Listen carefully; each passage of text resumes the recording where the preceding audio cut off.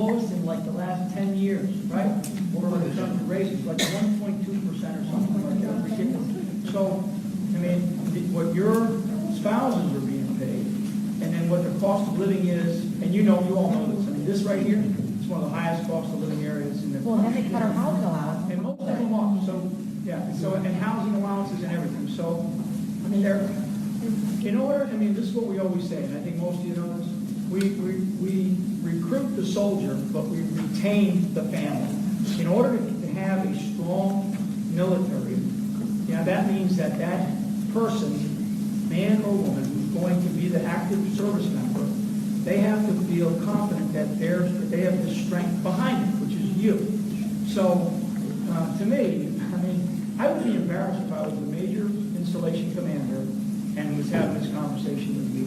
I would be highly embarrassed. I really would be. I'm sorry. Another couple of notes.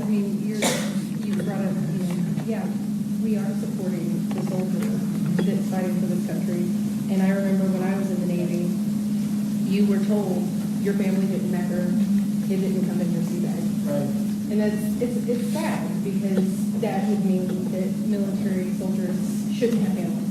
You cannot have what everybody else can have. And then to touch on another note, a lot of spouses are very overqualified in areas. I know there are spouses who have master's degrees, who the only job they can get is waitressing. And if that's your job, then you can't afford childcare. Because yes, we have subsidized childcare on base, but there are so few spots provided on base that you cannot get a spot on base in the subsidized childcare. And then the FCC providers in the housing, they don't provide subsidized childcare unless you're go through the, mile-long list of paperwork in order to get on the wait list, and everything has to be approved. It's horrible. To be able to not work because you can't afford childcare, therefore you can't bring in a second income. It's vicious circle. It's terrible. And some of these things can be handled very easily. Yeah, actually, a lot of these things, there has to be some overarching direction that comes from the commander-in-chief, and that's kind of the culture that we need, which right now, and I'm going to be very blunt, there's a big disconnect between what we have now and our armed forces. It's as big as I've ever seen it. So you set from the top a culture that cares. Number one is connected, and then two, I'll take it back to the commanders and the leaderships.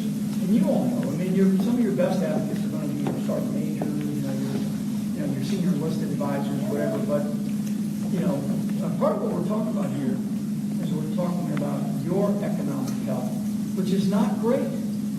If the whole country Less than 20 spots for an infant under the age of 2. There's so many more families than that here. This is such a big issue with childcare now is the single largest expense of households, even over and above housing and over half of the country. It's such a big issue for so many We people. ended up having to hire a private nanny that we could barely afford, but you want the best for your child, so you do what you have to do. They have transition systems for military. What if they started actually transition systems for spouses moving to the area? Because if you stop and think, and this is something that where I live, right. you have an entire pool here of able-bodied, willing, and talented people. It is a waste of resources not to have a program to where, hey, these are the companies we're paired up with, these are the benefits we can offer, this is how we can get you into this position. And it just keeps that cycle going, continued growth, revenue. And the other thing is, you feel like you're contributing back. How are families doing once they leave the military with this? How are they doing in terms of jobs? Like, for instance, yourselves, how are other families doing as representative samples? Are they doing well with jobs or not? Because you would think they'd be incredible people. The few I know, they do very well with jobs. They do well once they're out. Once they're Once out. they consider Once them to you be can there. actually find a job and move to where that job is. And unfortunately, we can't necessarily do that. That's my problem with getting a job in my field, is it's so specialized that my husband and I just had the discussion. He's slated to get out in February, and he wants to stay in, but I want to start my career. And we agreed for him to stay in, but that's another 4 years minimum that I go without starting my career. But he loves it, right? He loves it. So I said, okay. So, there are two things that To are go out in the market, you're now getting a job, you have to do a transition, but you're dealing with either an injury or, whatever else that may have happened at such a substantially reduced rate, that it makes it even harder. So that's another thing that, you want to start getting down to brass tacks. Yeah.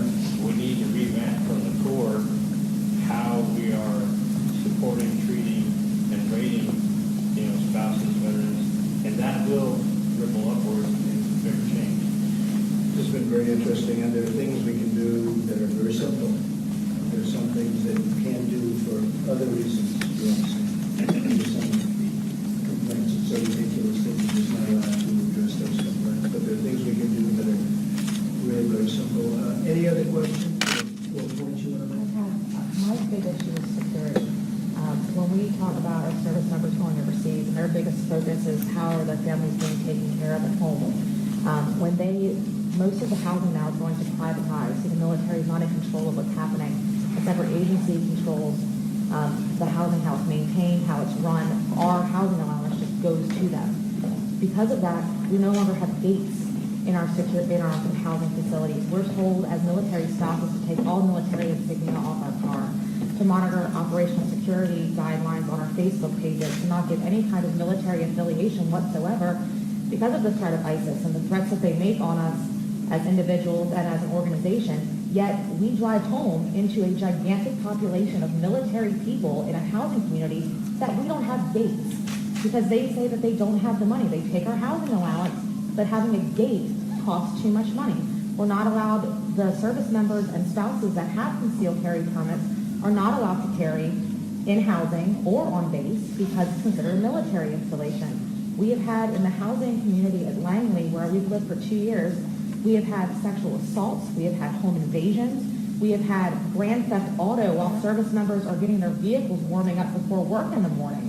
And we're becoming a sitting target. They know we have From guns. people within or outside of? Outside. There Outside. are criminals that are robbing the convenience store down the street and run through our housing development as a safe place to hide. And we're meant to try to feel secure, and we can't have those simple things like a security gate or to carry a weapon, and we're sitting ducks. And we keep telling our service members, go away, we'll take care of your spouses, but none of us are feeling safe, even in a housing community. So to me, that's a horrible, huge one that needs to be fixed. Just to add to that, last December, my husband was deployed, and we did have someone attempt to break into our house. It was myself and my 3 children. And I carry a gun pretty much everywhere I go, except for obviously on base. And technically, unless it's registered, it's not supposed to be in housing. Ours is, thank goodness. But I did have someone try to break in. I did have my gun. I yelled out to them that I did have my gun. They stopped. I did call the police. And all the policemen and security forces wanted to argue with me about was the fact that I had a gun. They said, why do you have a gun in here? And I said, it's registered with the base. We followed all protocol. We have it. And they said, yeah, but you shouldn't have a gun in here with your children. They tried to argue with me about the fact that I had guns in my home with my children. And it's things like that that make it difficult for us because I feel like I can't protect myself in my own home. And like she said with gates, I feel like it's not going to keep everyone out, but at least it would give us a bit of comfort. There's a hard thing when it comes to jurisdiction because we're considered a military housing community, therefore the base is supposed to be the one securing us. But the local police departments are technically, we're in that area. So there's this constant push and pull. Both groups are called out and none of them do anything because they don't know who's supposed to be doing anything. So when a house is burglarized, you're waiting for hours to figure out which agency is actually going to show up to write a report, and nothing gets done about it. But yet all of our housing money goes. So many of these things we can take care of, and they're just not taken care of Yes. because we have no management at the top. But many of these things we can take care of. What do you think, Jennifer? No? I think there was only one other major issue that some of us had talked on, and that's manpower in our health facilities. Manpower military-wide, but specifically in health facilities. I know I've lived in this area for 9 years, and I know that I've called the military facility many times to get an appointment. I don't go very often, but when I do, I'm always told, we have no appointments. And I would say, you don't have an appointment within the month? We have no appointments. And it's always just, we have no appointments, so that you'll hang up and leave them alone and just go into the ER and spend 6 hours when you could have easily just gone to your primary care manager. I don't know, I guess I would hope that just an increase of manpower overall could fix something like this, but I just wanted to bring it to We'll your better attention. tell us. We'll take care of My it. husband works in the emergency room at Langley Air Force Base, and he deals with somebody coming in because their kid has an ear infection. That's not what an emergency room is for. But there's one pediatrician, a doctor, that works for Langley, for all of our children. We have tons of children at Langley, and he sees them. I have 8 kids, but I don't know. Take a stab at it. I don't know, it's a huge base. I know when I took my 3 children in for their routine school physicals last month, and there were about 500 to 1,000 children, and they had to pull doctors from other hospitals in the area to come do physicals, and I was there for 5 hours. They flew they fly doctors into the emergency room because they don't have the manpower in the emergency room. It's even in the middle of the night, my husband sees people coming from all over. You'll be very happy after November. I want to thank everybody very much. It's a great honor to be with you, and you'll see a lot of really positive changes. You deserve it. Looking forward to that. Thank you very much for your service. Thank you.